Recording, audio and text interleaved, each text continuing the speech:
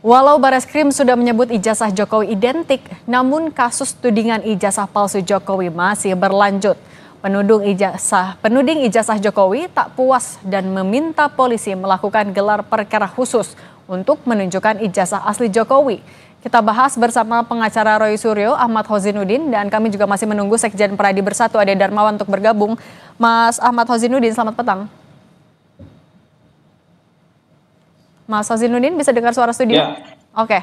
Mas Hozinuddin, kalau dari kubunya Pak Jokowi bilang kalau ini adalah upaya kriminalisasi dengan mengajukan kembali gelar perkara khusus. Tanggapan Anda?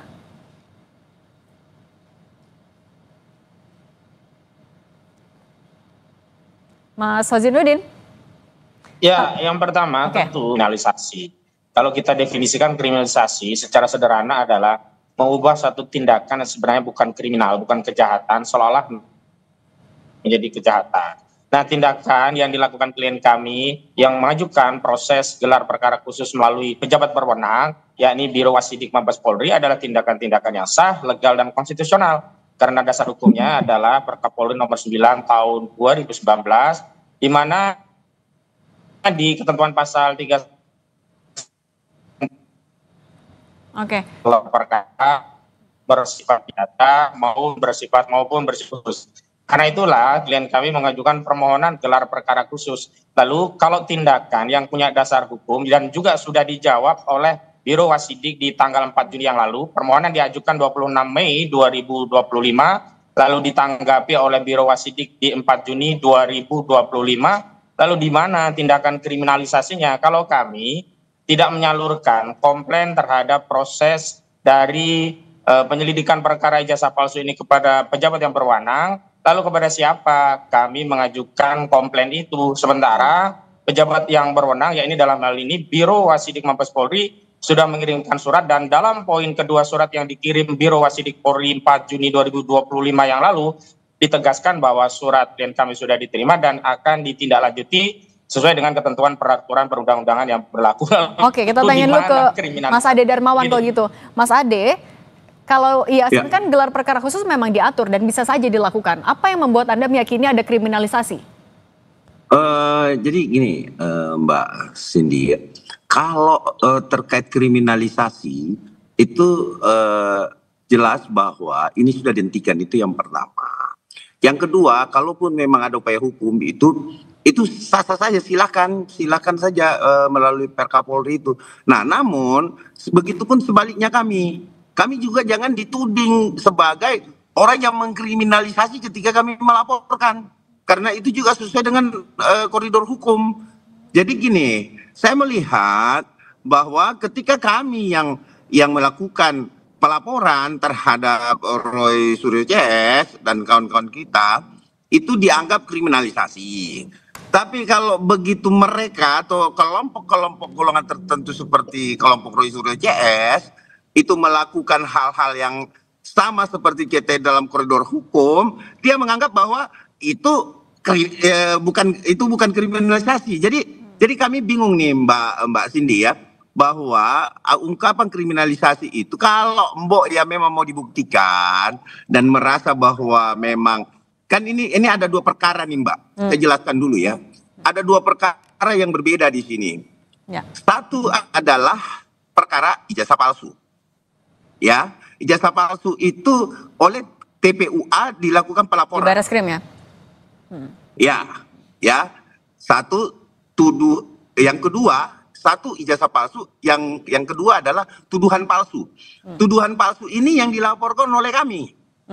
Baik itu pengacara Pak Joko Widodo dalam artian di sini dan kami sebagai kelompok atau golongan masyarakat tertentu. Ya, jadi ada dua dua perkara di sini. Yang satu adalah ijazah palsu, dan yang satu lagi adalah pencemaran nama baik. Iya, yang satu tuduhan palsu. Poinnya? Artinya, pada poinnya bahwa ketika ijazah palsu itu tidak terpenuhi, atau dalam tanda kutip tadi disebutkan oleh Pak Ahmad Hozinuddin bahwa itu adalah yang berwenang, Polri di sini mengatakan bahwa itu kepada pejabat yang berwenang. Nah sekarang yang menyatakan bahwa identiknya satu ijazah itu apakah pejabat berwenang atau bukan? Kan pejabat yang berwenang. Sehingga ijazah palsunya itu kita anggap clear kalau kita mengakui itu pejabat yang berwenang. Oke, Tetapi kalau perlu putusan pengadilan, tentu silakan dengan memproses ini menunggu proses di Polda Metro Jaya. Itu selesai dulu. Oke. Oke, kita tanyakan dulu ke pengadilan. Mas Ozinudin. Mas Ozinudin, tadi kalau kata Mas Ade ada double standar nih antara sebutan kriminalisasi. Kalau menurut Anda gimana? Anda sepakat dengan itu? Ya, sebenarnya kan Bung Ade Darmawan ini tidak punya legal standing untuk menanggapi hal ini ya. Karena istilah kriminalisasi yang dilontarkan kepada klien kami itu adalah istilah atau tuduhan tepatnya yang disampaikan oleh kuasa hukum saudara Joko Widodo. Sementara Bung Ade Darmawan itu tidak ada kaitannya dengan saudara Joko Widodo. Bahwa yang bersangkutan mengajukan laporan dan akhirnya laporan itu dikonsolidasi ke Polda Metro Jaya, itu hal yang lain. Yang kedua, tadi kalau dikatakan bahwa kami korban kriminalisasi, jelas. Kenapa?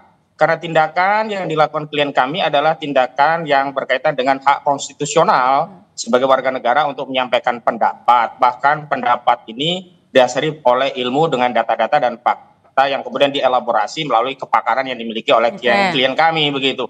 Lalu hal itulah yang kemudian dipaksa menjadi laporan polisi oleh saudara Joko Widodo di Polda Metro Jaya. Nah, soal laporan itu sebentar dulu. Kalau kita mau fair, orang yang menyatakan diri korban kriminalisasi harusnya yang lebih layak itu adalah Bambang Trimulyono dan Gus Nur, karena keduanya masuk penjara 6 tahun dengan tuduhan mengedarkan kabar bohong tapi tidak pernah dibuktikan ijazah itu di pengadilan. Begitu. Kita bahas dulu yang di Polda dulu ya, Mas Ozinudin. Saya balik lagi ke Mas Ade. Mas Ade, tapi kalau menurut Anda sebenarnya untuk penuntasan kasus yang di Polda Metro Jaya juga yang dilaporkan oleh kubu Anda, sejauh ini sudah seperti apa? Sudah sesuai dengan harapan Anda?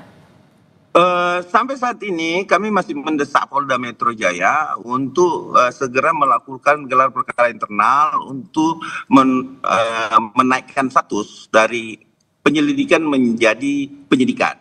Itu yang pertama.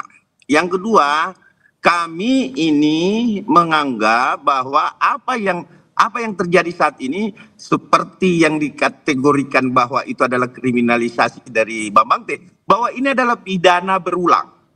Artinya ada kekuatan hukum tetap dari pengadilan yang menyatakan bahwa saudara Bambang Trimulyono itu dijatuhkan hukuman 4 tahun dari keputusan Mahkamah Agung, kalau saya nggak salah baca di situ 28 ayat 2 juga. Artinya itu bersifat ingkrah. Ya, kalau terkait mengenai itu kriminalisasi atau tidak, memang di dalam hukum itu ketika ada peristiwa pidana dia akan menembus hak asasi. Itu dulu kepada rakyat Indonesia sampaikan bahwa ketika satu peristiwa hukum terjadi dan itu diduga adalah tindak pidana, maka dia akan menembus hak asasi manusia. Artinya itulah larangannya. Nah, ketika itu dilanggar, maka tentu ada konsekuensi di situ. Ada konsekuensi hukum. Nah, bersifat ingkrah saya nyatakan bahwa, kenapa saya sampaikan, jadi pembelajaran juga buat kita semua bahwa ketika berbicara bahwa ada pidana berulang, jelas. Kenapa saya bilang berulang? Karena sudah ingkrah putusannya.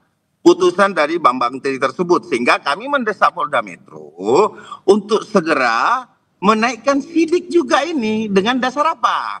Dengan dasar sudah ada putusan yang ingkrah di sini.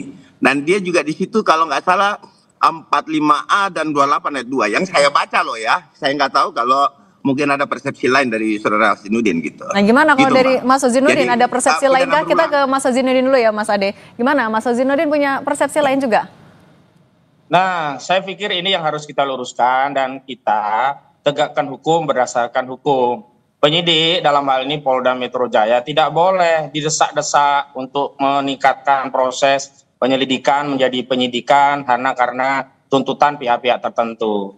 Proses penyelidikan hanya bisa dinaikkan menjadi penyidikan manakala sebuah peristiwa itu dianggap masuk kategori suatu kejahatan. Nah, di situ tentu perlu bukti-bukti. Dalam hal ini kalau kita mau menyatakan bahwa orang yang menyatakan ijazah palsu itu adalah sebuah kejahatan, misalnya di dalam hal ini laporan saudara Joko Widodo itu dianggap fitnah, itu dianggap pencemaran, maka harus dibuktikan dulu bahwa ijazah tersebut asli. Memang kalau tidak ada sengketa hukum terkait ijazah ini, otoritas yang berwenang dalam hal ini adalah UGM sudah cukup. Tapi karena ini menjadi sengketa, maka ijazah ini status quo tidak bisa dikatakan atau dipredikatkan dengan predikat apapun sebelum ada putusan yang berkekuatan hukum tetap dari lembaga peradilan. Karena ini kan ada sengketa. Klien kami dari hasil analisnya menyatakan palsu, Saudara Joko Widodo menyatakan asli. Nah, ini perlu dibawa ke lembaga yang berwenang dalam hal ini. Kalau sudah jadi sengketa hukum, ya pengadilan. Nah, sebelum ada putusan pengadilan yang berkekuatan hukum tetap, akan jadi prematur jika orang mengkritisi ijazah palsu itu dianggap sebuah kejahatan, sementara ijazah itu belum dibuktikan secara hukum. Apalagi paralel dengan perkara pidana ini, ada 2 perkara perdata yang sedang bergulir. Yang pertama di Pengadilan Negeri Surakarta, yang kedua di Pengadilan Negeri Sleman. Saya kira begitu. Oke, baik. Mas Ade Darmawan, Sekjen Peradi, terima kasih. Dan Ahmad Hozinuddin, pengacara Roy Suryo, terima kasih sudah berbagi di Kompas Petang. Sehat selalu semuanya ya.